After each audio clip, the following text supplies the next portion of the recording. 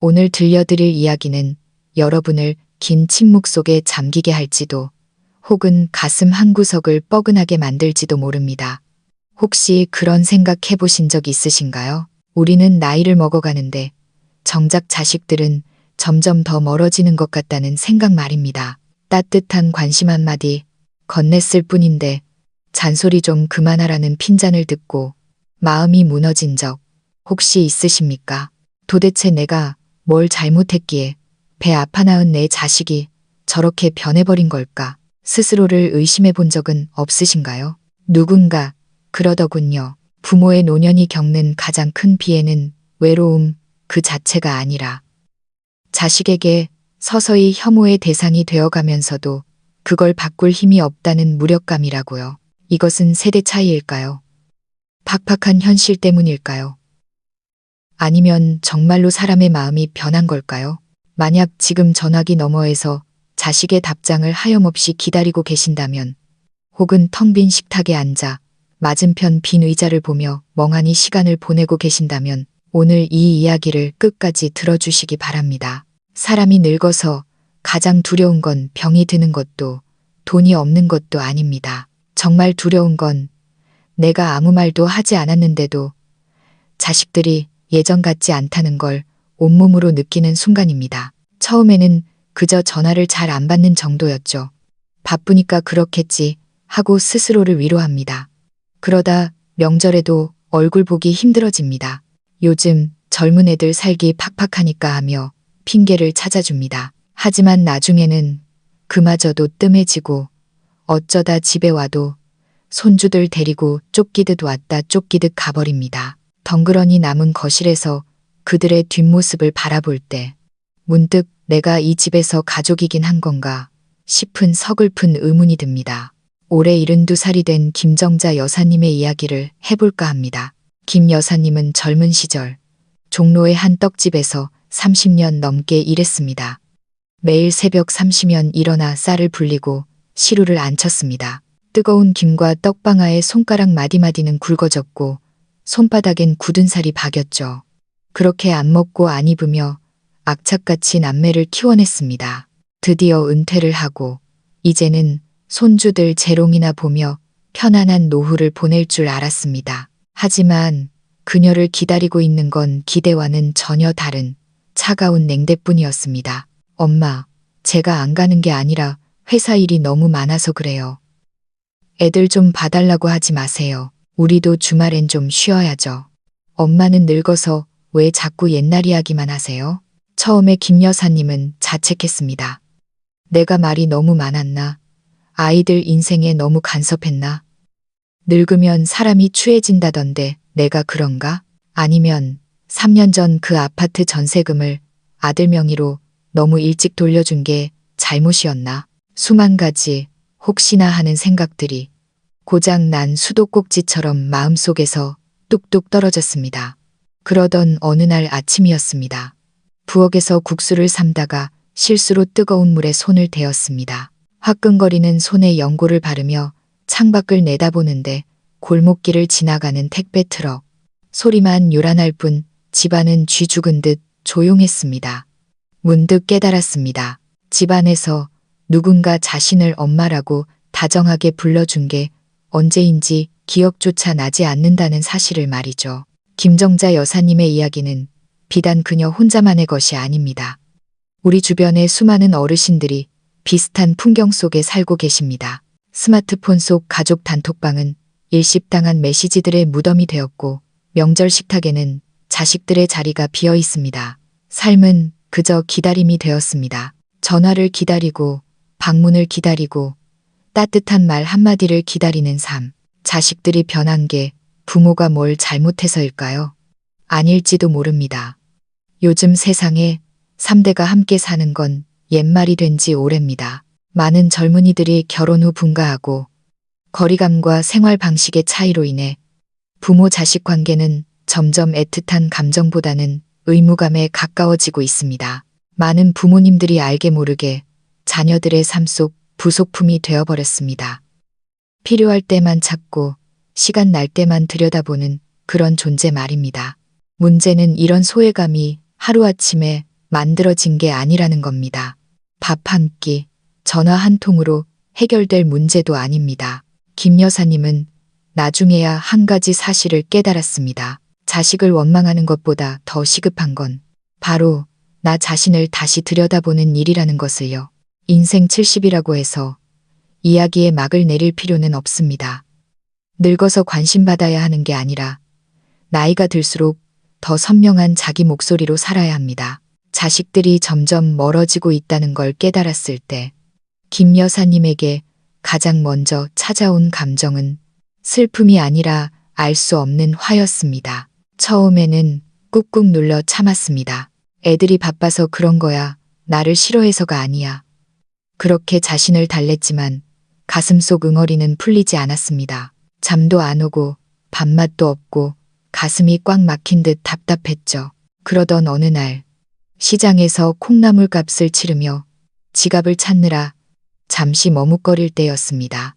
뒤에 서 있던 젊은이가 짜증 섞인 목소리로 쏘아붙였습니다. 아줌마, 동작 좀 빨리빨리 합시다. 바빠 죽겠는데. 김 여사님은 순간 멍해졌습니다. 아무 대꾸도 못하고 굳어버렸죠.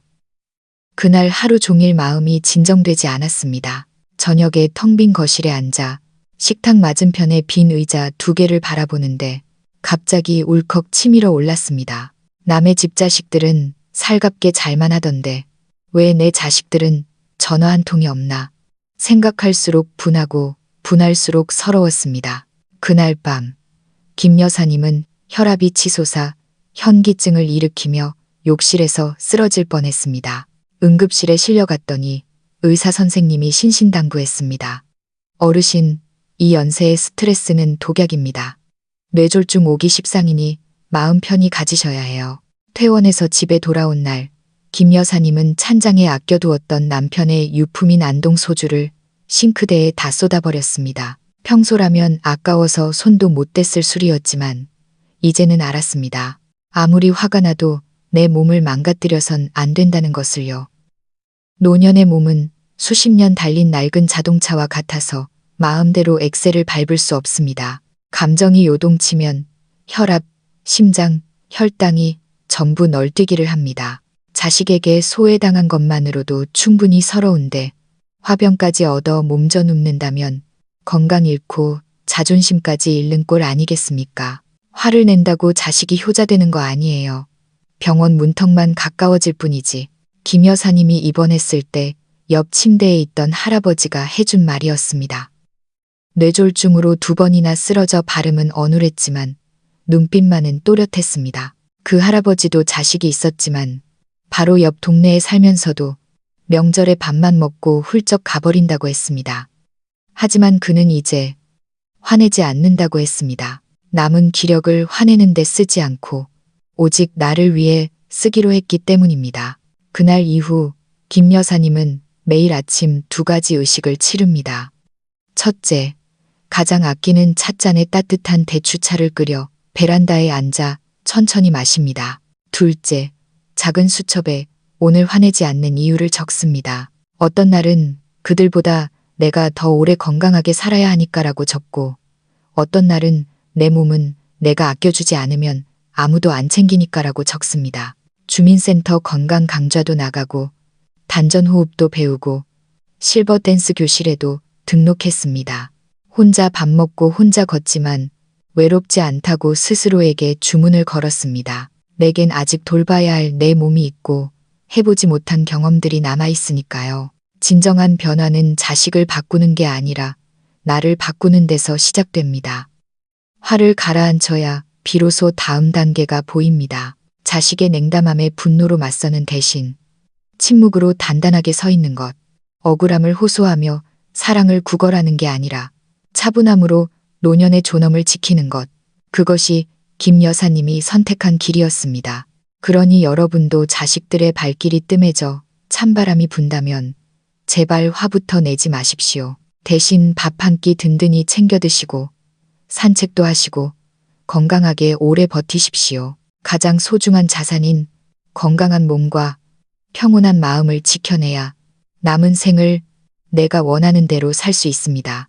김 여사님은 돈은 그저 도구일 뿐 가족 간의 정이 최고라고 믿었습니다. 젊은 날 월급의 절반을 꼬박꼬박 남편에게 맡기고 남은 돈으로 아이들 참고서 사고 학원비 대느라 자신은 시장표 옷에 콩나물국으로 끼니를 때웠습니다. 그렇게 자식들 출가시키고 나니 남은 건 퇴직금 조금과 낡은 아파트 한 채뿐이었습니다. 아들이 결혼하던 해 그녀는 선뜻 말했습니다. 이 아파트 전세금 빼서 너희 신혼집 보태 써라. 엄마가 주는 결혼 선물이다. 2년 뒤 딸이 카페 창업하다 자금난을 겪자 우체국에 넣어둔 적금 5천만 원을 깨서 쥐어줬습니다. 자신이 자녀들의 든든한 버팀목이라 생각했습니다. 하지만 늙고 나니 버팀목은커녕 아무도 원치 않는 짐짝 취급을 받고 있었습니다. 생활비나 아픈 곳 이야기를 꺼내려 하면 자식들은 말합니다. 엄마, 그런 소리 좀 하지 마세요. 우리도 아파트 대출금 갚느라 허리가 휘어요. 애들 학원비는 또 어떻고요. 한 번은 병원 정기 검진을 가야 해서 아들에게 태워달라고 부탁했습니다. 수학이 넘어 아들의 목소리는 얼음장처럼 차가웠습니다. 이번 주에 스케줄 꽉 찼어요. 카카오 택시 불러서 가세요. 그게 훨씬 빨라요. 그 순간 김 여사님 심장이 덜컥 내려앉았습니다. 내 손으로 똥오줌 받아내며 키운 자식인데 정작 내가 도움이 필요할 때는 남보다 더 빠르게 도망치는구나. 사실 이건 김 여사님만의 일이 아닙니다. 우리 주변엔 자식 위한다고 평생 모은 재산 일찍 물려줬다가 노년의 빈털터리 찬밥 신세가 된 부모님들이 너무나 많습니다. 지방에 사시는 박영감님 사연도 그렇습니다. 70대 초반에 상속세 아끼겠다고 시가 10억 원짜리 집을 덜컥 아들 명의로 돌려줬습니다. 처음엔 같이 살았죠. 그런데 2년 뒤 아들이 사업 자금 융통한다며 그 집을 담보로 이금융권 대출을 받더니 아예 서울로 이사를 가버렸습니다. 박 영감님은 낡아가는 집에 홀로 남겨졌습니다. 집을 되찾으려 해도 이미 도장은 찍었고 법적으로는 남의 집이니 어쩔 도리가 없습니다. 혈육 간의 정이라지만 법 앞에서는 피도 눈물도 없는 게 현실입니다. 이 가슴 아픈 사연들의 공통점은 하나입니다. 너무 일찍, 너무 쉽게, 너무 많이 주었다는 것입니다. 여러분의 노후 자금은 자식을 위한 희생의 대가가 아니라 여러분 자신의 마지막 안전장치입니다. 자식들 기죽기 싫어서 줬다라고들 하시지만 정작 부모 자신이 불안하면 자식에게 무슨 도움이 되겠습니까? 현실적으로 70세 이후의 삶에 필요한 건 누군가에게 기대는 마음이 아니라 말없이 버텨줄 경제적 미천입니다. 아쉬운 소리 안 하고 쓸 생활비, 아플 때 간병인 쓰고 특실은 못 가도 편한 침대에서 잘 수 있는 병원비, 그리고 자식 눈치 안 보고 내 집에서 잘 수 있는 권리 말입니다. 전문가들은 조언합니다. 65세가 넘으면 최소한 3가지 자산은 꼭 쥐고 있어야 한다고 말이죠. 첫째, 비상금. 언제든 쓸 수 있는 현금 자산으로 최소 3천만 원 정도는 통장에 넣어 두십시오. 누구에게도 빌려주지 말고 보증도 서지 마십시오. 둘째, 의료비 예비 통장. 국민연금 외에 매달 나가는 병원비나 훗날 요양원 비용을 위한 별도 자금을 마련해 두십시오. 셋째, 부동산 통제권. 내 명의의 집이 있다면 절대로 섣불리 증여하지 마십시오. 주택연금을 활용하든 끝까지 쥐고 있든 법적인 소유권은 내가 죽을 때까지 가지고 있어야 자식들도 함부로 못합니다.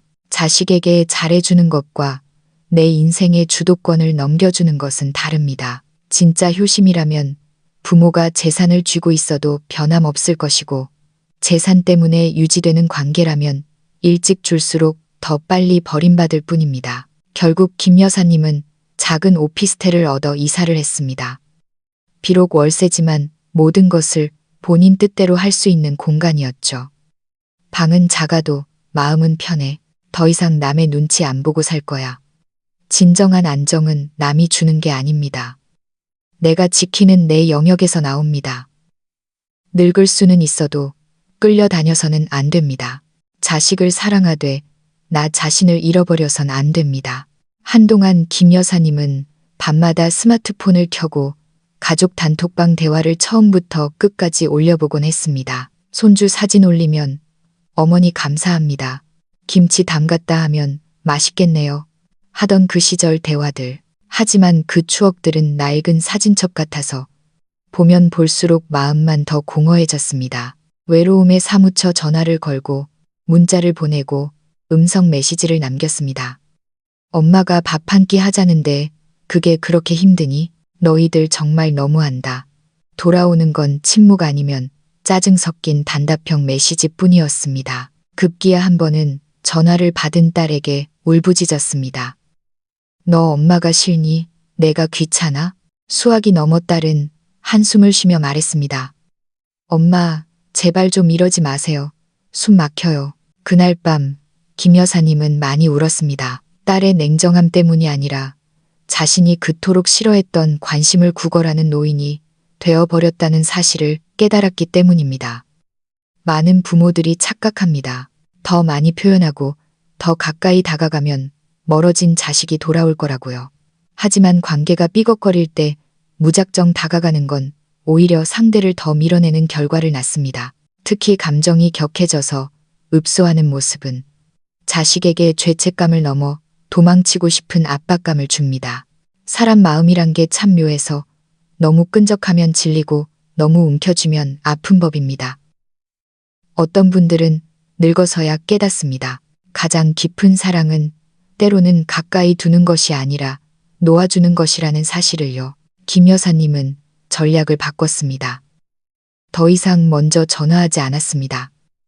명절이나 생일에 자식들의 연락을 목 빠지게 기다리지도 않았습니다. 대신 그 관심을 자신에게로 돌렸습니다. 평소 꽃을 좋아했던 그녀는 구청 문화센터 원예교실에 등록했습니다. 일주일에 2번 비슷한 처지의 할머니들과 모여 장미를 심고 꽃꽂이를 배웠습니다. 매일 아침 6시에 일어나 근처 공원을 3,000보씩 걸었습니다. 돌아오면 귀리 우유에 견과류를 넣어 아침을 챙겨 먹고 서예 연습을 했습니다. 노인복지관에 실버 합창단에도 들어갔습니다. 옛 가요를 부르고 댄스 스포츠도 배웠습니다. 한 번은 지역 케이블 방송에서 합창단 공연을 취재하러 왔는데 직접 수선한 개량 한복을 입고 무대에 선 김 여사님의 미소는 봄햇살처럼 환했습니다. 가장 재미있는 변화는 스마트폰 사용법이었습니다. 손주에게 보낼 영상편지를 찍기 시작했습니다. 할미가 오늘 베란다에 제스민을 심었다. 향기가 기가 막혀. 다음에 오면 맞게 해줄게. 영상 속 그녀는 더 이상 왜 안 오니? 라고 묻지 않았습니다.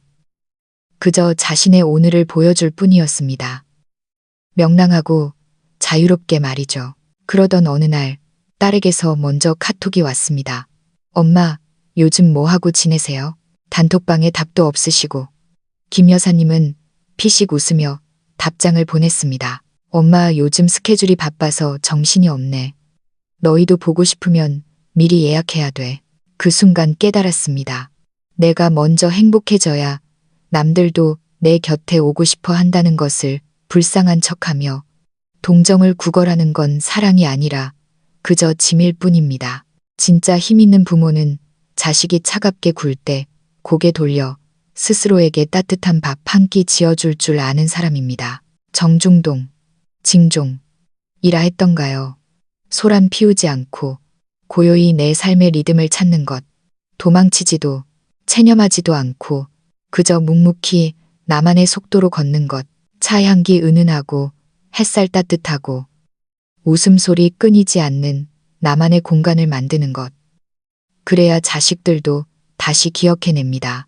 당신이 그저 우리 엄마가 아니라 존중받아 마땅한 한 명의 매력적인 인간이라는 사실을 말입니다. 노년에 가장 무서운 건 곁에 아무도 없는 게 아니라 혼자서 어떻게 시간을 보내야 할지 모르는 것입니다. 김 여사님의 지난 삶은 온통 자식 중심이었습니다. 아침장 볼 땐 아들 좋아하는 반찬, 점심엔 손주 먹일 간식, 저녁에 드라마 볼 때도 야근하는 딸 걱정. 그녀는 그게 사랑인 줄 알았습니다. 하지만 지나친 관심은 때론 독이 됩니다. 자식은 내 인생의 전부가 되어서도 안 되고 내 감정의 쓰레기통이 되어서도 안 됩니다. 자녀는 당신의 소유물이 아닙니다. 그저 당신을 거쳐가는 손님일 뿐입니다. 독서 모임에서 읽은 책 구절이었습니다. 그 문장을 읽은 날, 그녀는 오래된 앨범을 꺼냈습니다. 떡집 유니폼을 입고 환하게 웃던 젊은 시절, 남편과 제주도 신혼여행 가서 오토바이 타던 모습, 딸의 유치원 졸업식에서 아이를 안고 펑펑 울던 모습, 그때 그녀는 누군가의 엄마, 시어머니, 할머니가 아니었습니다. 그저 김정자였습니다. 이름이 있고 취향이 있고 꿈이 있던 여자. 그녀는 결심했습니다. 자식들에게 보여주기로요. 내가 여전히 뜨겁고 여전히 멋진 김정자라는 것을. 이제 그녀는 아침 7시면 공원으로 나갑니다. 익숙한 채소가게 주인과 농담도 주고받습니다. 점심엔 나를 위해 정갈한 1인용 식탁을 차립니다. 대충 물에 밥 말아 먹는 일은 없습니다. 나도 근사한 대접을 받을 자격이 있으니까요. 오후엔 도서관에서 책을 읽고 유튜브로 새로운 요리법을 배웁니다. 주말엔 고속버스 타고 옛 친구네 집에 놀러 갑니다. 직접 만든 약식을 선물로 들고요. 엄마, 이번 주말에 갈게요 라는 말을 더 이상 기다리지 않습니다. 스스로 행복한 시간을 만듭니다. 나중에는 유튜브 쇼츠 만드는 법까지 배워서 텃밭 가꾸는 영상을 올렸더니 손주가 댓글을 달았습니다. 우리 할머니 짱 멋져. 완전 유튜버네. 김 여사님, 입이 귀에 걸렸습니다. 자식 비위 맞추려고 한 게 아닌데 내가 나를 귀하게 여기니 남들도 나를 다시 보게 된 겁니다. 자식들이 일부러 냉정한 건 아닐 겁니다.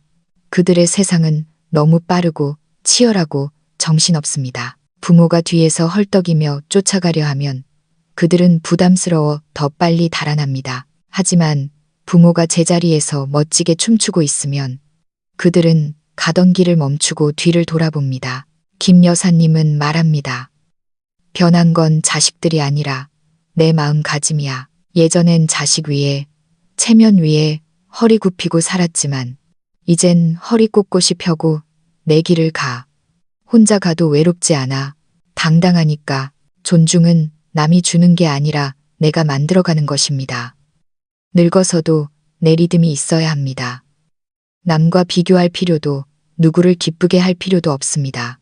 내가 편안하면 그만입니다. 자식이 돌아봐주면 좋고 아니어도 그만입니다. 중요한 건 내가 나를 얼마나 따뜻하게 바라봐 주느냐 하는 것입니다. 물론 김 여사님 마음 한구석엔 여전히 자식에 대한 그리움이 남아 있습니다. 어느 날 노인 심리학 강의에서 강사가 물었습니다. 자식의 인생이 결국 나와는 다른 별개의 것이라는 사실 진심으로 받아들이셨나요? 집에 돌아온 김 여사님은 어머니 생각이 났습니다. 어머니 돌아가셨을 때 그녀 역시 먹고 살기 바빠 겨우 이틀 휴가 내고 장례만 치른 뒤 떡집으로 복귀했었죠. 어머니는 원래 뭐든 혼자 하시는 분이라 괜찮을 줄 알았습니다. 그게 효도인 줄 알았습니다. 돌이켜보니 지금 자식들도 그때의 나와 똑같았습니다. 사랑하지 않아서가 아니라 앞만 보고 달리느라 잠시 부모와의 거리를 잊은 것뿐이었습니다. 현실을 인정한다고 사랑을 부정하는 건 아닙니다. 드라마처럼 눈물 흘리며 화해하고 껴안는 장면이 없어도 괜찮습니다. 가족이란 때로는 침묵하고 때로는 거리를 두고 때로는 서먹하기도 한 법입니다. 그 차가움 밑에 여전히 끊어지지 않은 끈이 있다는 걸 믿으면 됩니다. 김 여사님은 이제 자식들의 마음을 넘겨짚지 않기로 했습니다. 정답을 강요하지도 않습니다. 자식이 변하든 말든 상관없어. 내가 변했으니까. 어느 해 생일날이었습니다. 혼자 팥죽을 끓이고 작은 조각 케이크 하나 사다 놓고 라디오를 듣고 있는데 저녁 7시쯤 초인종이 울렸습니다. 문을 여니 딸이 손주 둘을 데리고 서 있었습니다. 손에는 엄마가 제일 좋아하는 시루떡 상자가 들려 있었죠. 엄마, 우리가 까먹은 줄 알았지. 차 막혀서 좀 늦었어. 김 여사님은 빙그레 웃으며 고개를 끄덕였습니다.